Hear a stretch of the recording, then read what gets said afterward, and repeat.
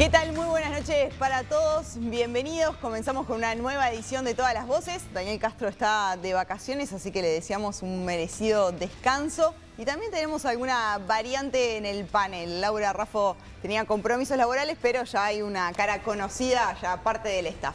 Santiago Gutiérrez, ¿cómo estás? Bien, muchas gracias por la Bienvenido. invitación de vuelta. ¿Tenemos lanzamiento de nuevo video, querido Fernando? Sí. Un video animado muy... A mí me gusta mucho cómo quedó, bastante atípico. Es una canción que se llama Es lo que hay. Y el video lo hizo un dibujante argentino que se llama Hawk y un animador uruguayo que se llama Julián Rodríguez.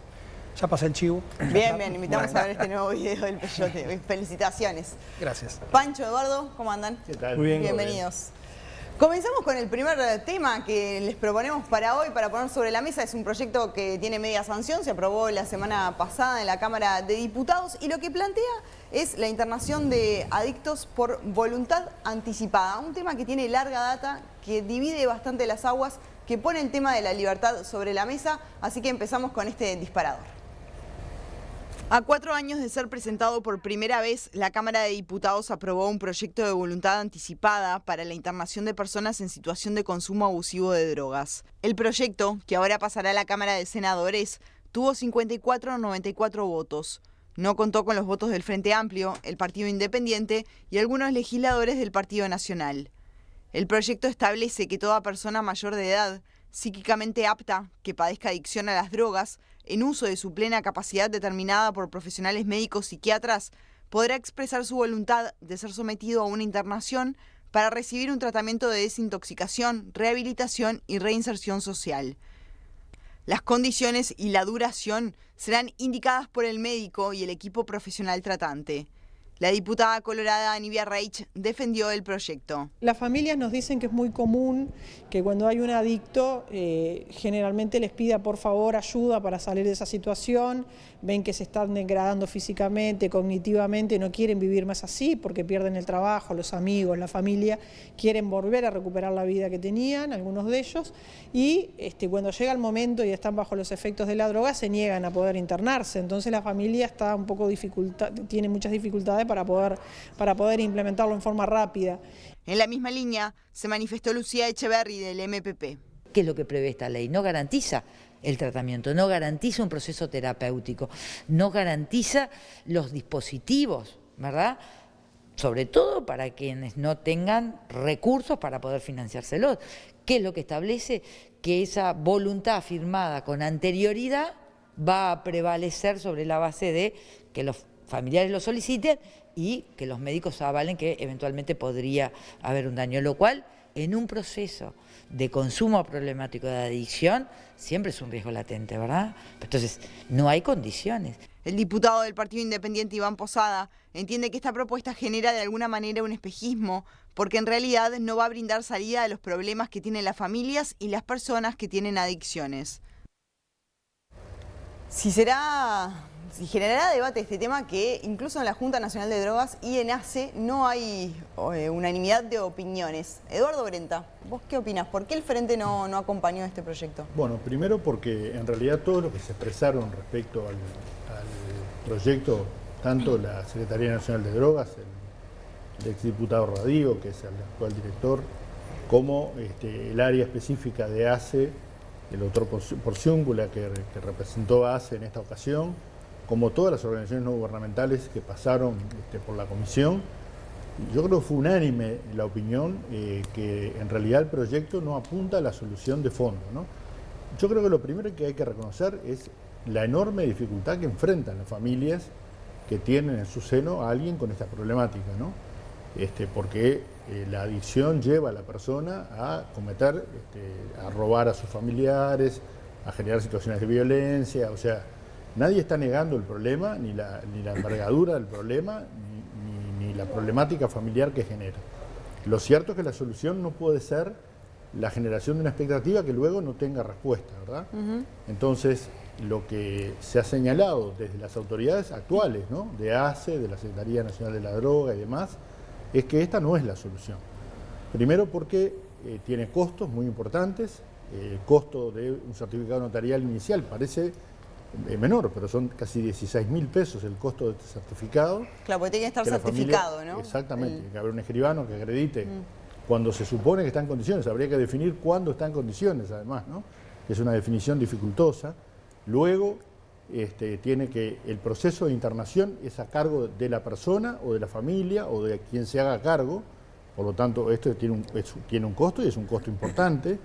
Yo creo que esto es lo que llevó a que ni el Partido Independiente ni legisladores del Partido Nacional acompañaran, obviamente en el Frente Amplio, ¿no? Acompañaran este proyecto, porque ya hay además una ley de salud mental que necesita ser instrumentada y sobre todo financiada para atender esta problemática de forma integral, ¿no? La internación es un aspecto de lo que puede ser eventualmente la solución, pero la solución, como el problema es multicausal, también la solución es multicausal. Y en ese sentido es que hay que profundizar en un conjunto de herramientas que permitan abordar el problema. Esto no es claramente la solución. Vale decir que detrás de este proyecto está un grupo de familias y de madres del Cerro, que son las que han venido desde hace mucho tiempo poniendo esto sobre la mesa y golpeando puertas a nivel político, ¿no? Y que cuando uno escucha sus historias son terribles. Santiago, ¿vos qué opinás? Comparto bastante con Eduardo.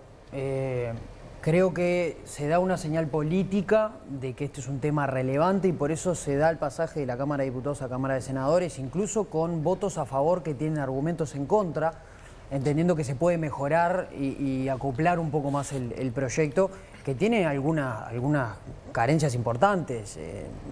Tenemos que reconocer que gran parte de las personas que tienen estos problemas de adicción no es que no pueden acceder a un certificado notarial, hay veces que no tienen para comer o que no comen para drogarse. Entonces, creo que es importante que se ponga de manifiesto la problemática, pero también entender que el Estado uruguayo, como en todo el mundo, necesita tener, como decía Eduardo, un enfoque mucho más integral y sacarle un poco todavía aún más el tema tabú a las drogas. No es lo mismo consumir pasta base, no son los mismos consumidores de pasta base que los adictos a la cocaína, que los adictos a otro tipo de drogas. Tienen otros perfiles socioeconómicos, otras costumbres, otros hábitos.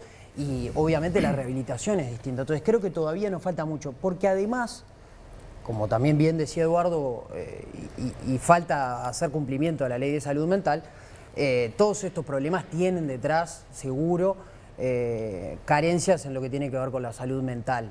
Nadie cae preso de una adicción sin tener alguna falta en su salud mental. Entonces creo que requiere, obviamente, lo que tiene que ver con la salud clínica, con la salud mental, con el acompañamiento y después cómo esa persona, después que conseguimos que de repente se interne o se desintoxique, cambie sus hábitos y después vuelva a poder reinsertarse a la sociedad acoplado a un acompañamiento, conseguir un trabajo, poder volver a estudiar, hacer deporte. Creo que es mucho más complejo que un proyecto de ley. Tenemos una costumbre bastante, creo que es pésima en Uruguay, que es creer que con proyecto de ley cambiamos el mundo. Y requieren gestión, requieren acompañamiento y fondos.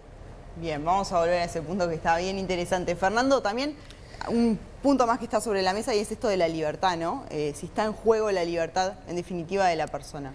Sí, es verdad, está en juego el tema de la libertad. A mí lo que una cosa, yo también en general coincido con el diagnóstico que hacen Santiago y Eduardo. Yo creo que lo que está también planteado ahí es el tema recursos, lo mencionó Santiago, para mí es importante. De alguna forma, este proyecto responde... Es verdad que hay una demanda familiar urgente y que la situación de las familias no es exactamente la de ninguno de los que estamos acá. Entonces, claro, se hace un poco difícil también calibrar exactamente las dificultades concretas que esa gente atraviesa. Dicho lo cual, me parece que el proyecto de ley adolece un poco de eso, que yo alguna vez he señalado también, de concebir al político como simplemente un transmisor de la demanda ciudadana. En este caso hay una demanda que tiene toda la razón de existir y que, como decía antes, surge de una situación increíblemente conflictiva y problemática, pero quizás la respuesta a la que se está apuntando no abarca, o se concentra demasiado, atiende la demanda, pero no estructura una solución como la de que tiene un problema de este tipo, que es un problema que es multicausal. Finalmente terminás atacando uno de los resultados últimos de la adicción, pero no atacás las causas o los problemas, el síntoma. Claro, vos lo que atacás es el peor emergente que tiene la adicción. Pero en realidad todo eso es una cosa que tiene un montón de causas muy anteriores. La salud psíquica, Claro, una de ellas, ¿no? Da la sensación de que es una respuesta a esta demanda de estas familias que vienen de hace mucho tiempo efectivamente golpeando puertas y pidiendo ayuda en este sentido en particular. Claro, yo lo que creo también es que hay problemas que son complejos y que por más que nos esforcemos en buscar soluciones sencillas y rápidas, no existen. Yo creo que esto tiene algo de efecto placebo. Generás un proyecto de ley, aparentemente estaría solucionando algo, pero después en los hechos el problema es infinitamente más complejo y no se resuelve. ¿Pancho? Yo discrepo con nuestros tres preopinantes. Me parece que en este caso Una voz disidente. lo que abunda no daña. Es decir, yo no creo que este proyecto de ley pretenda arreglar temas de fondo. Tampoco niego y tampoco me imagino que quienes apoyaron este proyecto estén pensando que con esto se pueda enfrentar temas estructurales que hacen como dijeron con toda razón, un tema de adicciones que puede ser multicausal, etcétera. Pero lo que sí está claro es que se genera un instrumento para una circunstancia particular que no obliga a nadie. Está eso también, lo de la libertad que decías tú. Hay que ponerse un poco en esas circunstancias en donde a veces hay un momento de cierta claridad mental y decir, sí, yo estoy mal, puedo darle estas herramientas a mi familia y cuando estoy mal, que esa familia pueda efectivamente hacerse cargo a partir de ese sello notarial, de esos 2 testigos que se presentan, etcétera, y que es una herramienta que se podrá usar o no, está allí, no es obligatorio para nadie, pero creo que viene a ayudar en algo y que la lógica de argumentación que plantean los familiares tiene su sustento vital, que es un tema complicado y que, por eso digo lo del título, lo que abunda no daña. Creo que es una herramienta que puede ser útil, que no pretende más que eso, pero que está muy bien que se apruebe. Bien. ¿Vos entonces no crees que afecte, digamos, a la libertad de la persona en definitiva? Yo creo que, notoriamente lo que hay que definir es que si cuando firma efectivamente tiene cierto dominio de sí mismo. Me parece que hacia allí tiende el asunto y hay que presumir que sí. Porque por eso mismo, inteligentemente el proyecto plantea que sea ante un escribano y con 2 testigos. No es que esté forzado la persona solo. Hay ciertas garantías que a partir de allí, bueno, en un contexto que no siempre es sencillo, tratar después de darle herramientas a una situación de crisis que muchas veces la familia no sabe qué hacer y que aquí tiene por lo menos la voluntad expresada por la persona de internarse y recuperarse. No es una decisión de la persona salir de la internación. No, ese es un aspecto ahí que limita, necesitas al médico. Ahí necesitas una intervención de un médico que diga que en realidad estás rehabilitado. Porque una cosa es la desintoxicación, que en general dice se produce a la semana, 10 días, y otra cosa es la rehabilitación, que implica, como decíamos, una mirada más integral, ¿no? Que permita reinsertarse en la sociedad. Entonces, en esa segunda etapa, ahí sí me parece que está coartada, digamos, la libertad y que además, a mí lo que más me preocupa es la expectativa que esto pueda generar en quienes son las víctimas, por decirlo de alguna manera, de esta situación, cuando esto no termina resolviendo el problema de fondo, ¿no? Entonces, lo que hoy puede ser un placebo, mañana puede ser un boomerang, digamos, ¿no? Y que nos encontremos con que un porcentaje, hoy alguien me comentaba, hay un promedio de 11.000 en el área metropolitana, ¿no? 11.000 personas con niveles de adicción altos, en situación de calle, muchas y demás. Bueno, ¿qué va a pasar cuando en realidad, si es un 10%, 1.100, firmen ese documento y eventualmente sean encontradas en situaciones que obliguen a internarlas? ¿Dónde lo van a internar? No hay dónde. Perdón, una cosa que planteaba justamente Radío en torno a eso, decía que el gran problema es que no hay... Pensando en el origen socioeconómico, que eso es algo que mencionaba Santiago, los distintos perfiles de los diferentes adictos. Claro. En el caso el nivel socioeconómico de quienes son afectados, no hay de todo obviamente, pero quienes son mayoritariamente afectados por eso, el proyecto de ley en los hechos no les permite acceder porque nadie puede bancar una internación privada, que aparte en un momento se habla de entre 3 y 6 meses y no hay una explicación técnica de por qué son 3 o 6 meses o por qué 6 meses, sino... Sí, ahí se intentó poner un periodo, ¿no? Como para poner Creo algo. que se cambió después y se dejó a decisión médica. Se modificaron en sala todos los artículos, en sala, ¿no? Lo cual indica el proceso de elaboración del proyecto, ¿no? Cuando modificás todo en sala es porque y además llegás con un proyecto tiene un montón de agarrado. tiempo también, ¿no? No es que Bueno, llegó... viene del 2018. Sí, a mí una cosa que dice Pancho es verdad. Lo que, ¿cómo es? Lo que dijiste, Lo que abunda no daña, es buenísimo. Está muy bien. Sirve para muchas cosas. Lo que no mata para engorda, otras ¿no? no, ¿Cómo es? Algo así. Lo que no mata fortalece. Ahí va. Igual yo lo que creo es que de alguna forma, si vos planteás un proyecto al que después, de hecho, quienes van a necesitar ese proyecto no pueden acceder por razones de índole económica, de hecho, entonces no estaría abundando. Para esa gente no, para otras sí. Es decir, yo creo que no pretende ser una herramienta general. Es algo que tenés allí que antes no tenías. ¿Arregla las cosas? No. Pero capaz que mejora algunos casos. Si mejora algunos casos, ¿más vale aprobarlo? Yo creo que sí.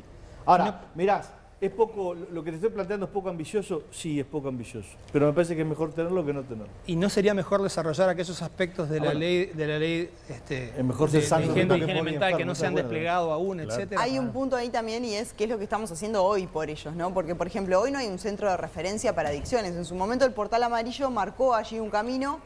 Hoy no sé en qué está el Portal Amarillo. No, está el Portal Amarillo, Está pero bien, muy limitado. No es un. No, hoy ya no es un referente en adicciones para la atención de las No adicciones. es una solución a la problemática general. Hay varias posibilidades de internación, tanto públicas como privadas, Sí, pero pero hoy ninguna creo de que hay más ellas privada que pública. ninguna de ellas tan abarcativas como lo que podría llegar a demandar una cosa de estas características. Creo que lo que estamos todos de acuerdo es que hace falta un enfoque, un ataque del tema mucho más integral del Estado, que obviamente requiere gestión, recursos, técnicos atrás. Acá tiene que haber psiquiatras, psicólogos, médicos, etcétera, etcétera, etcétera, etcétera. Hay algunas experiencias en el mundo muy interesantes que son totalmente políticamente incorrectas. Por ejemplo. Creo que en la ciudad de Barcelona hay algunas experiencias en las que se establecen clínicas de consumo responsable, que son con el fin de empezar a cambiar los hábitos de consumo.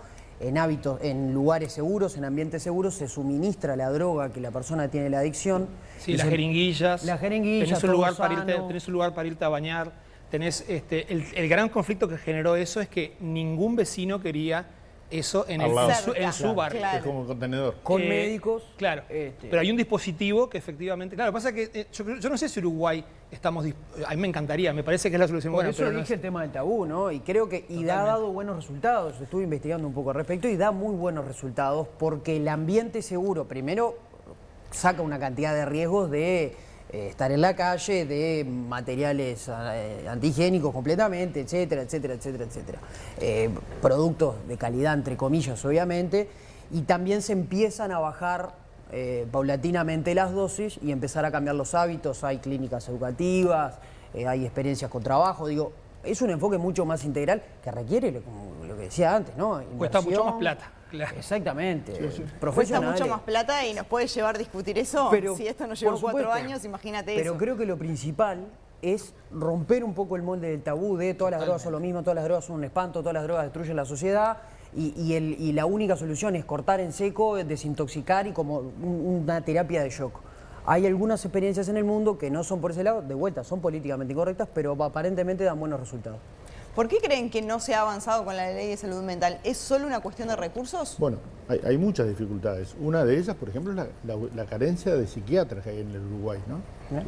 Hay una, sobre todo al norte del Río Negro, y en este sentido de psiquiatras y otros profesionales, ¿no? Pero como estamos hablando de este tema, yo recuerdo que en el año 2008 se generaron residencias médicas en las cuales se establecía como condición para el financiamiento de lo que es la fase final de la carrera de medicina, la necesidad de residir en el interior del país, ¿no? Uruguay tiene un problema en este sentido, lo tiene Uruguay y lo tienen las zonas limítrofes también, donde muchas veces atiende población brasileña, por ejemplo, claramente en el Chuy y en Rivera, ¿no? O sea, hay una dificultad desde el punto de vista de la disponibilidad de profesionales. Veamos si en este caso, cuando se necesite la autorización de un psiquiatra para dar el alta y permitir la salida de la persona de la internación, ¿quién la va a dar en departamentos donde no hay psiquiatra? Entonces, yo creo que esto plantea un problema muy serio, ¿no? Y muestra, me parece, que el proyecto no tiene sustento en lo real. Me parece que hay que pensar en desmistificar la problemática, siendo consciente de que es fácil hablar de esto cuando uno no tiene un familiar en esta situación, ¿no? Esto está claro, ¿no? Claro, el punto es cómo darle Ahora, una respuesta a esas familias. Claro, el ¿no? tema es que En ese lamentablemente, como en tantos otros temas, no hay respuestas inmediatas, ¿no? Hay respuestas que implican procesos y sobre todo hay que tener la apertura mental de ser capaces de mirar el mundo y ver las experiencias que se están desarrollando en otros países y que dan resultados con una mirada no punitiva y partiendo de la base que la internación está lejos de ser la solución.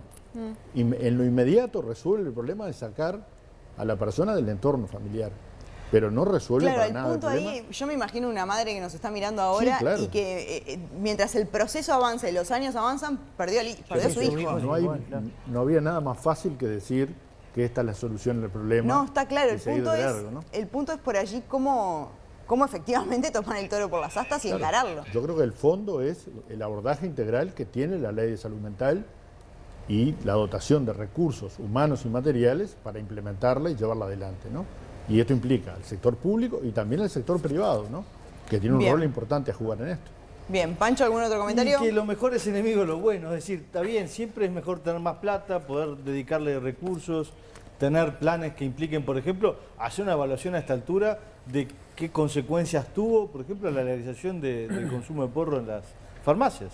Ahora yo leí hace un tiempo que iba a aumentar el THC porque estaba pegando poco, fantástico, pero ¿y eso cómo anduvo? ¿Qué consecuencias tuvo? No lo estoy mezclando, estoy diciendo que ya que tenemos que evaluar cosas, esa es una política pública que hay que evaluar en esa dimensión. Claro, estaba planteado el aumento del THC porque claramente el mercado paralelo estaba funcionando mejor. Claro. A lo que voy es, evidentemente allí, por ejemplo, hay que hacer una evaluación de políticas públicas. ¿A qué voy?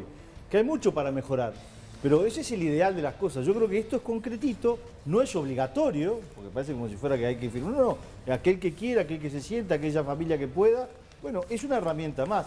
¿Soluciona? No, ¿qué va a solucionar? Pero capaz que ayuda a algunas familias. Y en ese sentido yo creo que hay que, por tanto, aprobar. Me gustaría que se aprobara para esa gente, pero está pidiendo. Vamos a ir a una pausa, antes tenemos un consejo. Venimos al regreso de la tanda con un tema y una propuesta que puso FANCAP sobre la mesa en los 90 años de ANCAP para bajar los combustibles y también el aumento o el ajuste que podría llegar a venirse sobre fin de este mes una vez más. Y por detrás de todo esto, la ley de urgente consideración y los 135 artículos que seguramente estén a consideración a partir del próximo año. Ya venimos. Viví el puesto. Viví Uruguay. Gastronomía, estilo y tradición en uno de los lugares más lindos de Carrasco. El Puesto, la parrilla tradicional de Montevideo.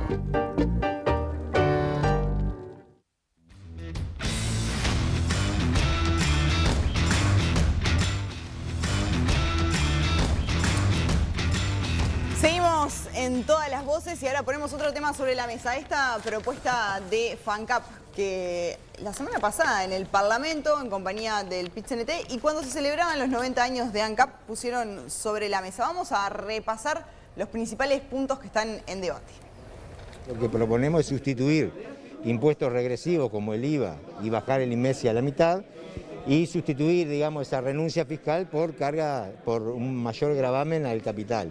En este sentido, sacar el fideicomiso del boleto del gasoil y cargarlo, digamos, los depósitos en el exterior, mantener, digamos, el fideicomiso del gasoil e incluso ajustarlo por IPC, que en este gobierno se dejó de hacer eso, pero gravar los depósitos en el exterior y luego aumentar lo que tiene que ver con el IRAE para los ingresos de personas físicas o de empresas superiores al $1.000.000, grabarlo con una tasa adicional y también hacer modificaciones en lo que tiene que ver con exoneraciones en el impuesto al patrimonio.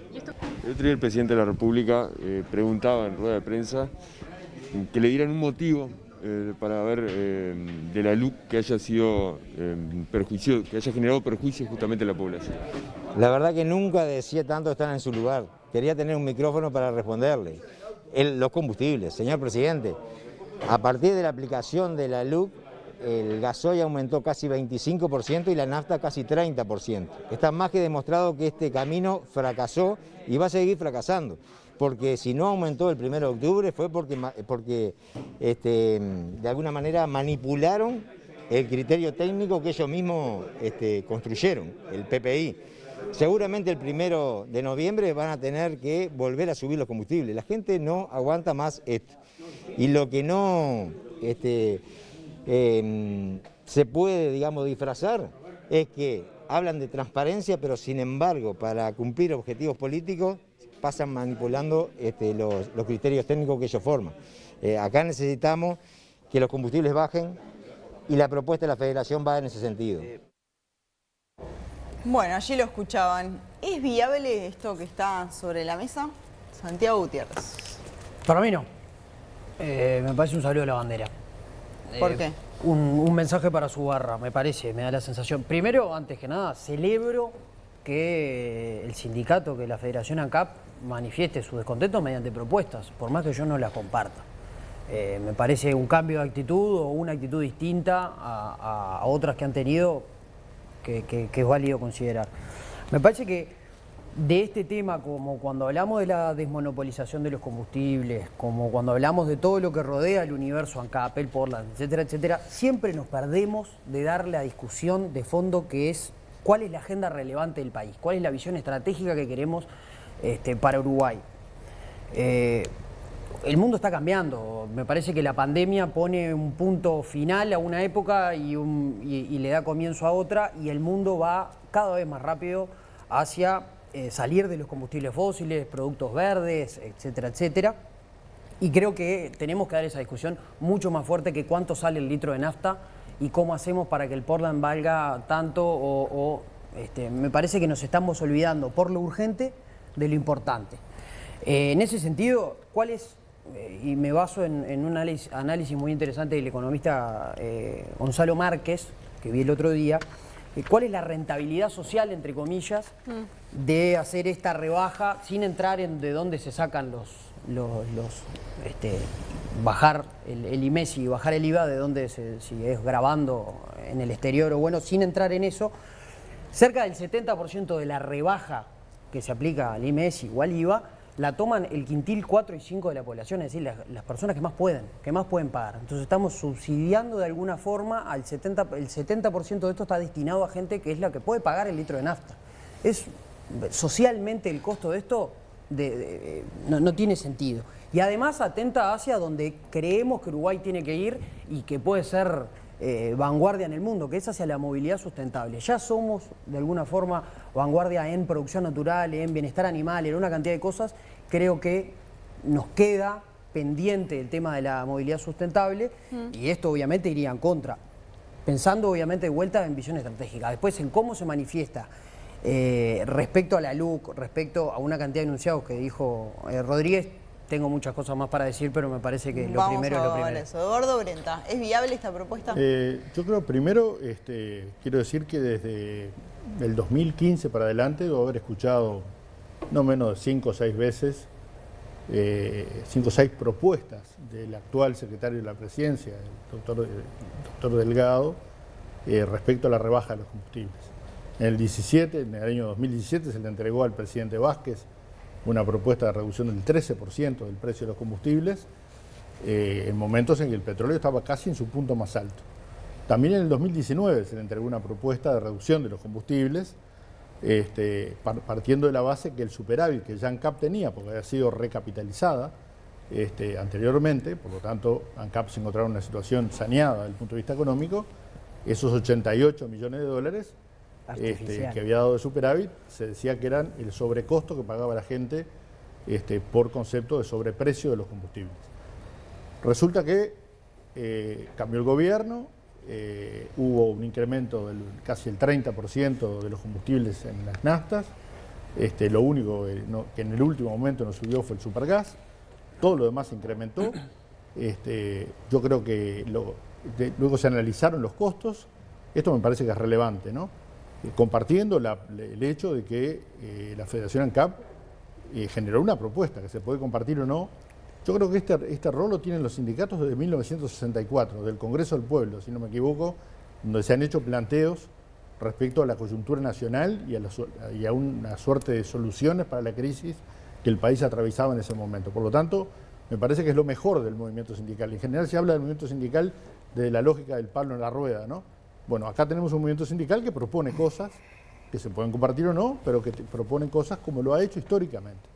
Me parece sí que cuando vemos el análisis de los costos que hace la propia ministra de Economía, cuando concurre al Parlamento, le atribuye un porcentaje muy significativo, casi el 50%, esto va variando, ¿no?, al IMESI, otro porcentaje muy importante al precio del petróleo, alrededor de un 8% a todo lo que es el traslado, la distribución, etcétera, de los combustibles, y 2 pesos con 97, casi 3 pesos del precio, un orden del 4 o 5% a los costos de ANCAP.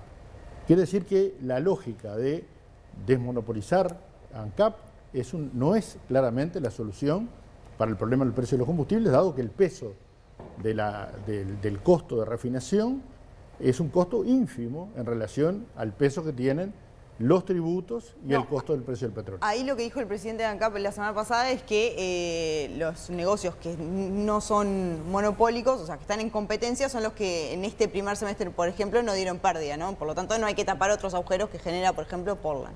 Sí, pero igual la incidencia del Portland en los costos de ANCAP es muy bajo, ¿no? No, está bien. ¿Pancho? Sí, de lo que se quejaba el sindicalista de FANCAP es de un mecanismo fijado en la LUC que fue votado por todos los partidos, quiero decir. Creado por todos los partidos. ¿Cómo? Creado y votado. Bueno, está, pero es importante esa parte porque ahí están todos metidos, ¿no? 1, 2. Igual ahora va a ser parte de los 135 artículos que van a ir a referéndum. Son de los pocos artículos que estaban en un lado y pasaron para el otro. Son 3, ahí está, pocos. 3 en 135, pero son clave porque algunos de ellos hacen este mecanismo. Segunda dimensión de lo que quería comentar, no es lo mismo tener recursos del IVA que de gravar depósitos en el exterior. Es decir, notoriamente es más fácil para cualquier gobierno manotear IVA, que es un tema que hay que encontrarlos, que hay que seguirlos, que es completamente distinto. Yo entiendo la propuesta de FANCAP, es decir, que la baja de la nafta la paguen los ricos, ¿no? Los que tienen $1 millón de, no me acuerdo qué dijo, como ganancias importantes, que tienen dineros en el exterior, siempre con la idea de que aquel que tiene dinero exterior es porque tiene mucho dinero. Entiendo lo que plantean teóricamente, me resulta muy difícil de llevarlo a la práctica, no soy especialista, pero notoriamente si fuese tan fácil capaz que ya lo hubieran llevado adelante antes, ¿no? Si se puede sustituir una cosa por la otra y que todo funcione igual en resultados de recaudación, creo que ya se hubiera implementado. Y yo no es que aplauda necesariamente lo que dice un sindicalista como propuesta si la propuesta no suma mucho, ¿no? O sea, yo en eso discrepo un poco con Eduardo.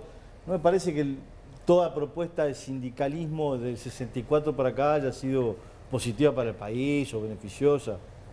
Propusieron disparates. Y creo que es uno que notoriamente no debe ser fácil de llevar adelante, si no alguien ya se hubiera dado cuenta y lo hubiera llevado en los últimos 20 años. Quería ir contigo, Fernando, a ese punto, ¿no? Si efectivamente este es el rol de un sindicato, hacer propuestas que van más a una política país o, en definitiva, defender a sus asociados, a los ancapianos en este caso. Bueno, pero yo no le veo mucho, o sea, no le veo menor problema a que el sindicato plantee cosas. Yo recuerdo cuando estaba en la universidad, a mí me podría parecer mejor o peor, pero habría solidaridad con un montón de países que no tenían la menor relación con lo que estábamos haciendo en la universidad. Yo no le veo el menor problema, la verdad. A mí lo que me ocurrió, yo buscando información para este tema, me encontré con lo mismo que Santiago citó. Paren de copiarse, chicos. Con Gonzalo, pero me pareció interesante porque Gonzalo Márquez es el director de transporte, era director de transporte. Es especializado en movilidad, transporte y energía. Yo a Gonzalo lo conocí una vez, me llevó a conocer la sala de tránsito de la Intendencia, que es increíble, es el panóptico, ¿no? O sea, está toda la ciudad en unas pantallas, es increíble la sala esa. Si pueden un día, vayan. A lo que voy. No, es muy impresionante, es como una cosa de película de ciencia ficción.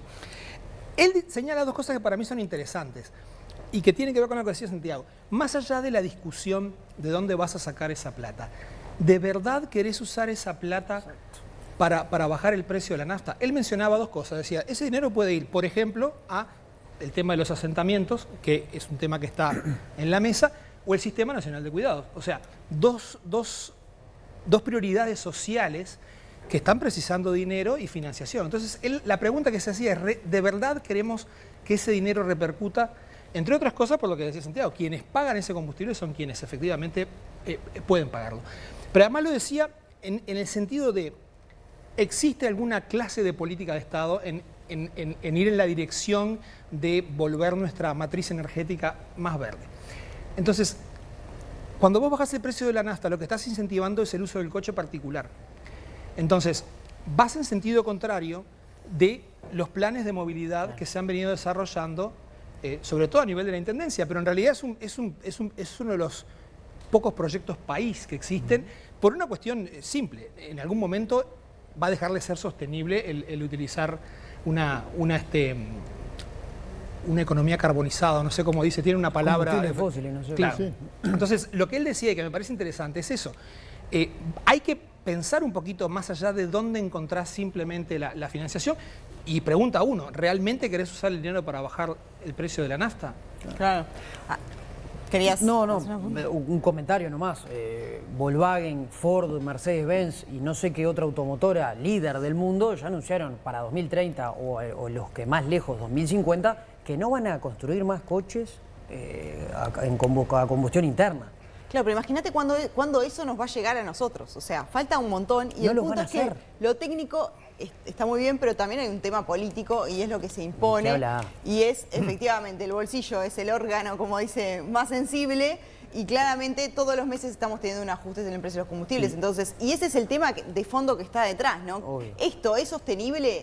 ¿El método que está usando el gobierno es sostenible? Bueno, ahí yo creo que hay una cuestión importante, ¿no? Y es la inestabilidad que esto genera, sobre todo en los sectores productivos, ¿no?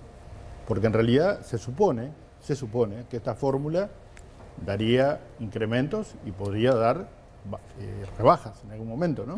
Sí, del dio precio, ¿no? Se supone que es así.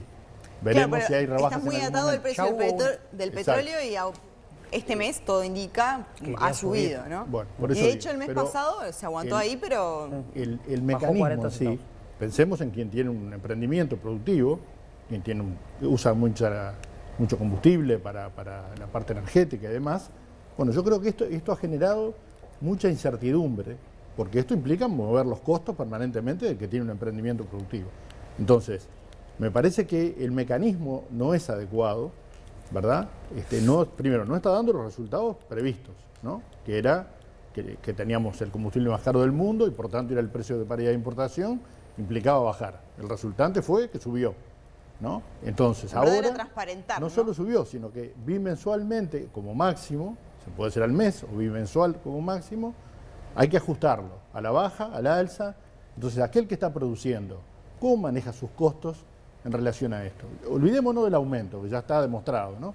Veamos cómo maneja sus costos aquel que tiene que calcular cómo va a vender su producto y que muchas veces lo vende a plazos muy largos, ¿no? Entonces, me parece que esto genera una situación de malestar, además, del hecho concreto del dolor del bolsillo, digamos, a la hora de pagar el combustible del surtidor. Yo viví en un Pancho. país en donde todas las semanas, no sé en España, pero en Chile todas las semanas cambiaba el precio de la nafta y eso no bajaba ni la cantidad de exportaciones, ni la producción, ni nada. Eso por un lado. Por el otro, vos perdóname Eduardo, pero a ver, el Frente Amplio votó este sistema. Yo no sé si vos lo votaste personalmente. No. Bueno, pero la fuerza política en la que integrás No, con porque yo todo me hago honor... cargo, ¿eh? No Está eludo bien, la pero pará. responsabilidad. Pero a ver, yo entiendo que Para ahora nada. tengan que criticarlo, pero yo lo único que quiero dejar en claro es que el Frente Amplio votó esto y después se alineó para el referéndum de la LUC a votar o a estar en contra. Y eso pasó en el espacio de 3-4 meses. Entiendo que ahora argumentes en ese sentido, pero creo que la gente tiene que tener claro que esto que estás criticando ahora lo votaron sí, todos sí.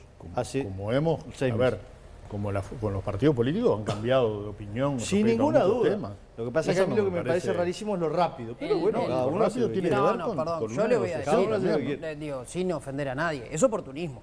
Digo, si quieren le sacamos la patada al lazo y hacemos que no, sí, no, pero esto de vuelta no fue Oportunismo, lo votado. que se hizo 5 años pidiendo rebajar los No combustibles fue cuando sabía que votado no se por podía, todos, ¿no? no solo fue votado por todos los partidos, fue construido por todos los partidos. Están en la versión taquigráfica el intendente de Montevideo, Carolina Cose, como senadora, aplaudiendo cómo se había conformado esto. Y una cosa respecto a la producción y cómo afecta esto.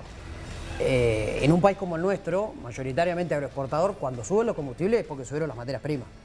sea, hay que No poner es ANCAP. todo en la misma bolsa. Y respecto a la SUBA y la LUC, etcétera, etcétera, los combustibles, el crudo, en el último año subió 100%. 100%. Y en lo que va de este año, o sea, en estos 10 meses subió 65%, más o menos. Tuvimos el petróleo de 140 dólares.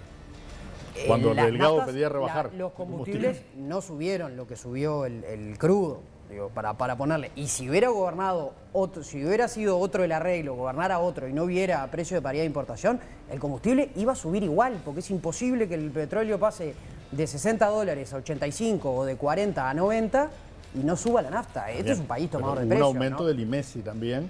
Pero en no el mes de podemos- enero, ¿no? no podemos- Del 7%. No podemos mirar para el costado y agarrar para las discusiones las cosas que nos sirven. Digo, después de la cantidad de cosas que dijo Rodríguez, que en el tape la gran mayoría no salían, hay mucho para decir. Me parece que se utiliza la oportunidad para poner de todo arriba de la LUC y mirar hacia el referéndum, parado en una propuesta que sabían que no iba a salir adelante. Y yo me pregunto, de verdad, ¿dónde estaba la Federación ANCAP cuando la fundieron ANCAP y hubo que salir el 2 de enero corriendo al Parlamento a votar la capitalización por 800 millones de dólares?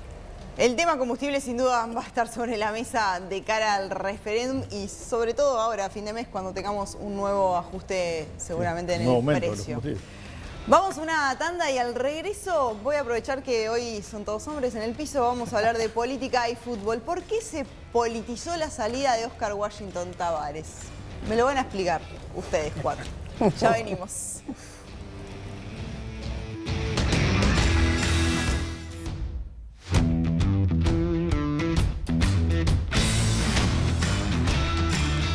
Último tramo desde todas las voces, pero ponemos un tema bien picante arriba de la mesa porque si hay algo picante es la política y el fútbol. Y cuando eso se mezcla a nosotros es como que nos estalla todo. Y este fin de semana pasó algo de eso, ¿no? Porque estuvo sobre la mesa la continuidad del maestro Oscar Washington Tabárez al frente de la selección.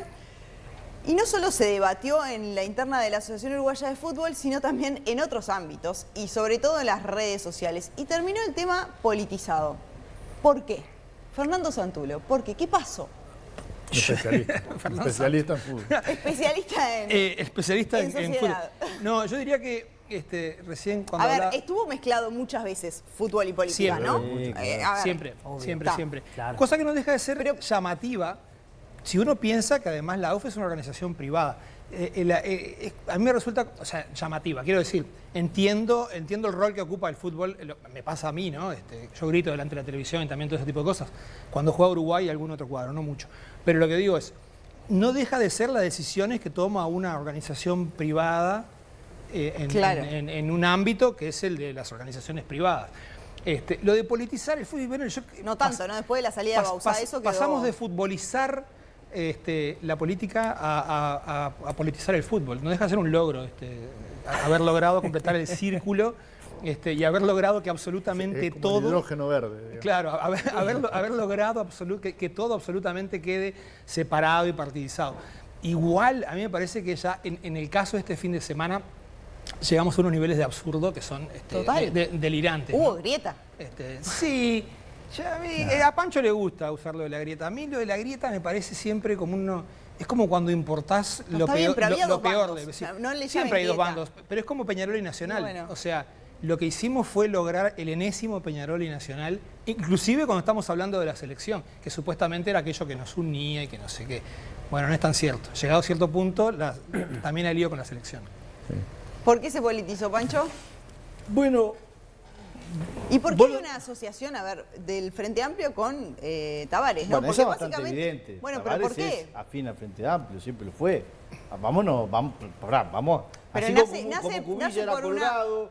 porque Pancho, él vota al Frente Amplio. Bueno, Colorado, y eso generó un problema en su momento. Es decir, vos decías con razón, siempre estuvo politizado. Sí, siempre estuvo politizado.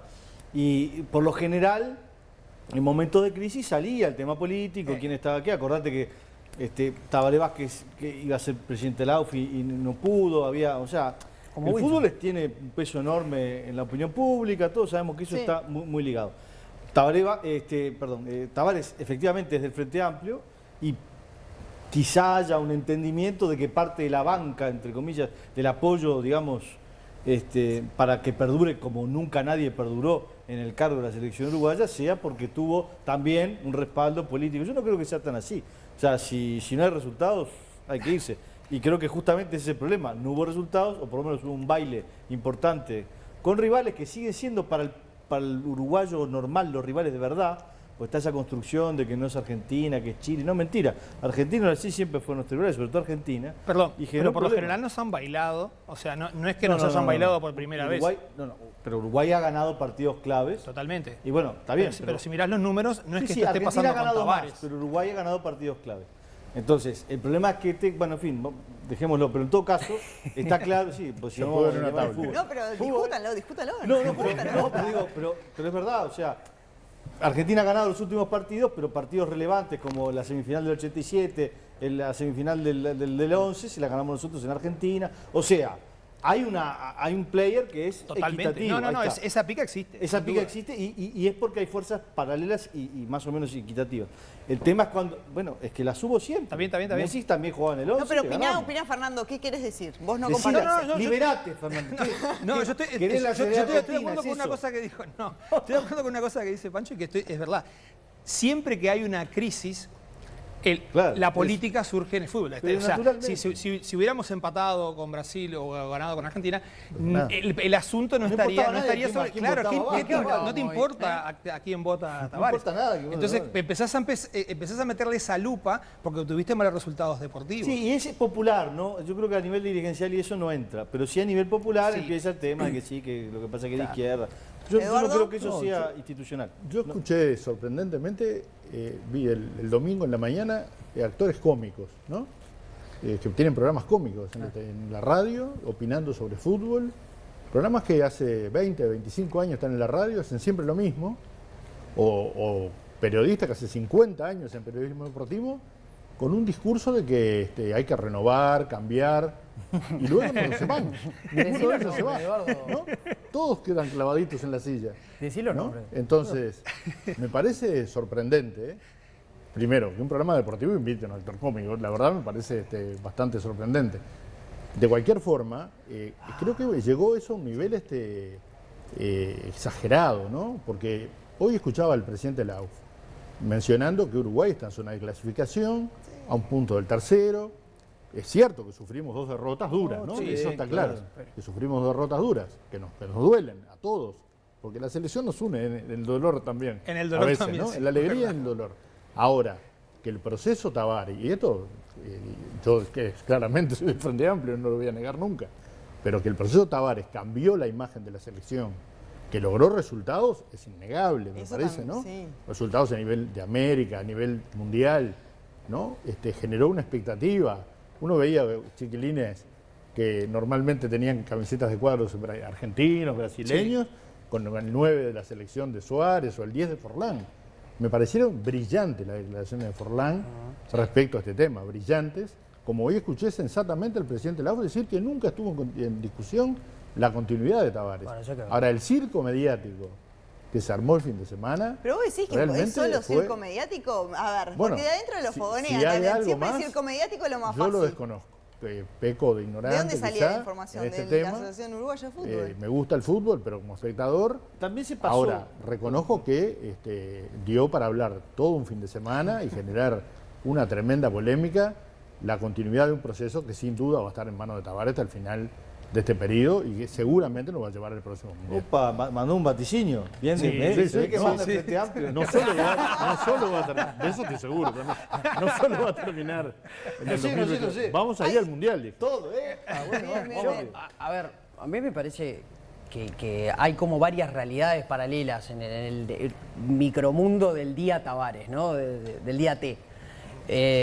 Primero, las redes sociales, particularmente Twitter. Ahí había de todo, ¿no? Ahí había politización partidaria, digamos, no, porque Tavares es del frente y fíjate que entonces pipupa.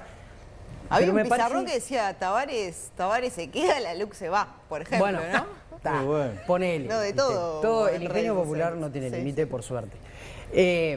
Pero me parece que no creo que sea la propia realidad. Yo soy blanco y a mí soy bastante agradecido del proceso Tavares, no solo por los resultados, sino porque trajo una cantidad de cosas a la profesionalización de la selección que se habían dejado de lado. totalmente en contra de la refundación del fútbol. Uruguay es terriblemente exitoso futbolísticamente a lo largo de toda su historia, ni que hablar en los 80 y primera parte de los 90. Los grandes y la selección. Entonces tampoco es que Tavares inventó el fútbol. Pero el fútbol es por goles y por puntos.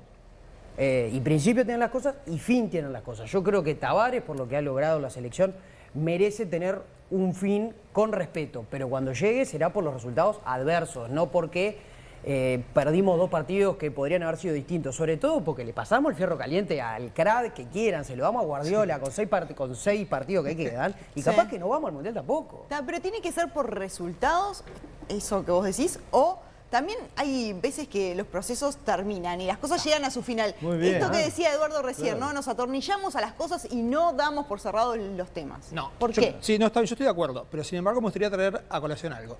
Cuando Forlán hizo su salida de la selección y la hizo como un caballero, no sé qué, yo recuerdo... Forlán es un caballero. Yo recuerdo un montón de gente que hoy son los que están relajando a Tavares, que decían, pero ¿quién se cree que es? Que anda haciendo una conferencia de prensa para decir que se va. Y sí, así es como hacen los jugadores profesionales. Cuando entienden que cerraron un ciclo, hacen eso. Ahora, pedirle exactamente lo mismo a Tavares, y yo qué sé, la gente es distinta. Cuando Forlán hizo eso, no sé si fue Lugano o Scotti, alguno que dijo, yo voy a ir a la selección mientras me sigan llamando y aunque no me pongan y me dejen... o sea, cada quien vive eso también de una manera distinta. Forlán, que es un tipo que está como formado en ligas a un nivel extraordinario y que entiende muy profesionalmente el fútbol, hizo lo que hacen los jugadores europeos. Me retiro, el cuadro te da un banderín y tú haces todo formalizado. Yo qué sé, no sé si eso es la norma para todo. A mí me parece que lo de Forlán fue brillante, pero los que están diciéndole a Tavares que se debería ir corriendo, también relajaron a Forlán cuando hizo todo formalmente. Sí, hay que ver un poco también eso de que ahora está todo fantástico, que los resultados son buenísimos de la selección y antes no era así. Eso también se politiza un poco, porque antes del 2005, claro, las cosas no andaban ni en el fútbol ni en la política. Hay un poco de eso, que también es falso.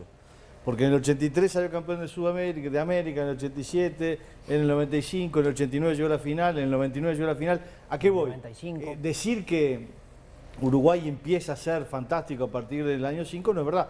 Pero yo creo, pero Tavares sabe eso. Es decir, Tavares no es ningún estúpido. Un tipo inteligente que conoce de fútbol, que maneja excelentemente un plantel de estrellas desde hace mucho tiempo.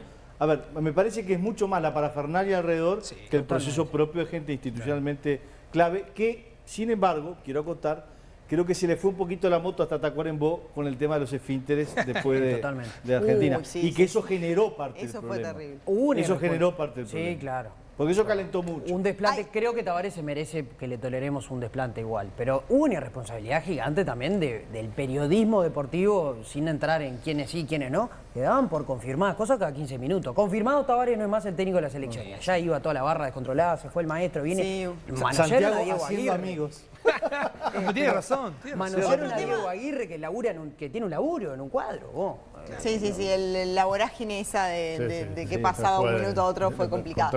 Pero otro tema que está sobre la mesa es cómo nos cuesta preparar el relevo. El relevo, a las nuevas generaciones. Pasa en el fútbol, pasa en la política. No se prepara. ¿Qué vamos a hacer después que se muera Pepe? Si se muere. Porque Bueno. todavía no se muere Pepe. Perdón, en el MPP, pero en otros partidos también pasa. Mirá el Partido Colorado. Sí, por supuesto. Pasa que los votos del MPP son mucho más numerosos que los del Partido Está muy bien, casi pero, el doble del Partido pero Colorado. tomémoslo entonces un poco más general. ¿Por qué nos cuesta tanto preparar, ¿no?, al relevo, preparar esa nueva generación? por la ¿Y misma- por qué también nos aferramos tanto a los veteranos, ¿no? Por la misma razón por la que nos cuesta en lograr pensar que necesitamos un cambio de matriz energética, porque si no, nos comen en 2 panes, la realidad nos come en 2 panes.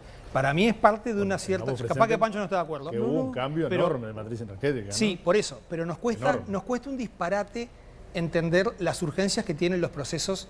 En el Uruguay estamos acostumbrados a vivir en tercera. Cuarta no ponemos casi nunca y quinta, olvídate. Entonces, la sensación que tengo es esa. Es una cuestión cultural que aparece a la hora de encarar cualquier proceso. Yo lo he El de pensado Tavares mucho. y cualquier otro. Yo creo que parte del problema es que es una sociedad envejecida. Se considera una sociedad envejecida a partir del 10% del total de la población que tiene más de 65 años. Eso ocurre en Uruguay desde 1975.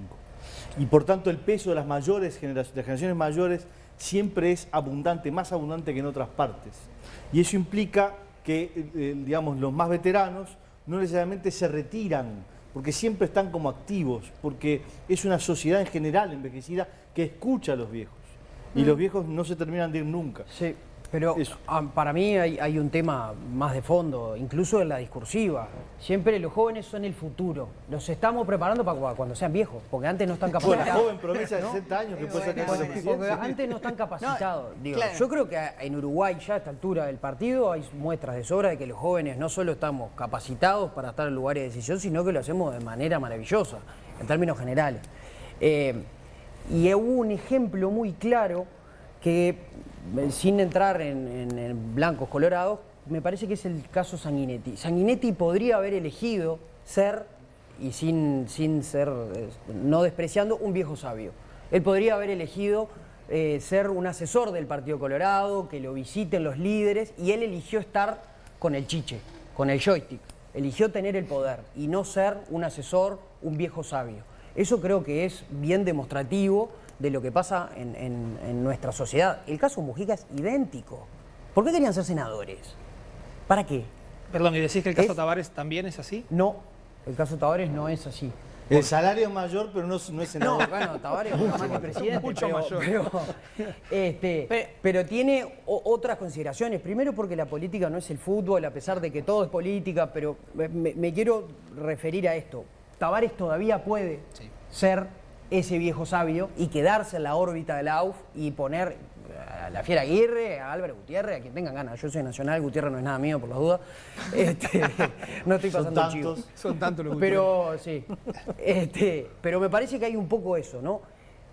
Sí respetar a los veteranos, vamos allá, por favor, nada de esto es con desprecio, pero nos cuesta mucho, o les cuesta mucho, entender que todo cumple un ciclo en la vida y que hay posiciones y lugares para todos. Creo que tenemos que seguir empujando para que demostremos que el presidente puede tener 45 años como tiene hoy. Es bueno, 46, entonces no sé. ese empuje lo tienen que dar los jóvenes. ¿Vos crees que nace Es de un ahí? poco de todo, porque si no sueltan el chiche, hay un cuento, perdón, cortito, de Wilson, nunca pierdo la oportunidad, que le decía a los jóvenes, yo no les voy a abrir ninguna puerta, pero le voy a sacar la tranca al lado de adentro. Ustedes empujen, caiga la patada, perdón el término, y cuando se abra un poquito, metan el pie. Y ahí sigan empujando. Creo que es un poco eso, que alguien saque la tranca al lado de adentro.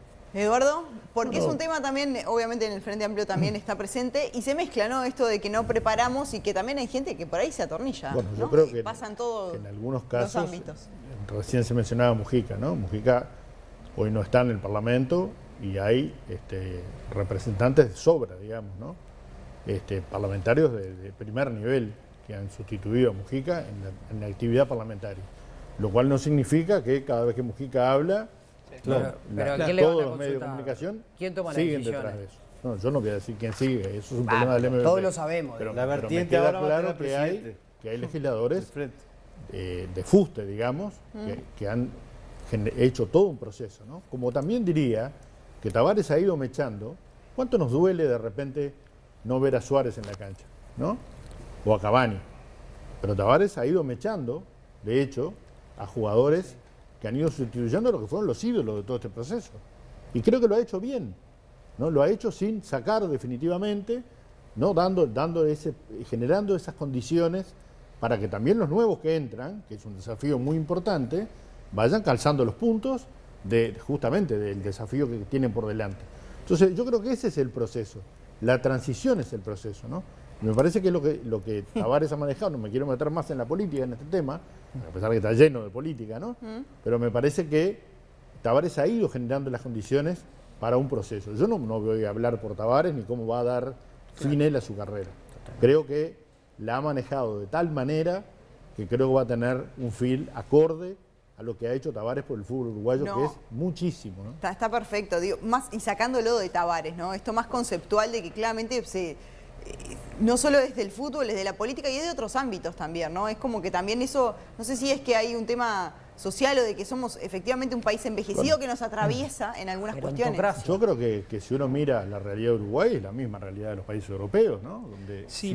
Y eso no ha significado que en Europa, por ejemplo, haya gente que haya asumido cargos de primer ministro y demás, con edades más tempranas. En España, que tiene una España es un ejemplo. estructura demográfica muy parecida a Uruguay, los políticos Sí, suelen tienen un problema, ser ¿no? más Que jóvenes. dura muy poco, ¿no? Pero además, Sí, eso es verdad. el no problema. miremos Eso a es Europa verdad. todo el tiempo como el ejemplo de todo, No, porque yo muchas dije veces no lo este es, ejemplo. pero está Canadá, Sí, sí. Nueva Zelanda, También. creo que Australia también, o sea, hay ejemplos en el mundo, y te estoy hablando de países de punta.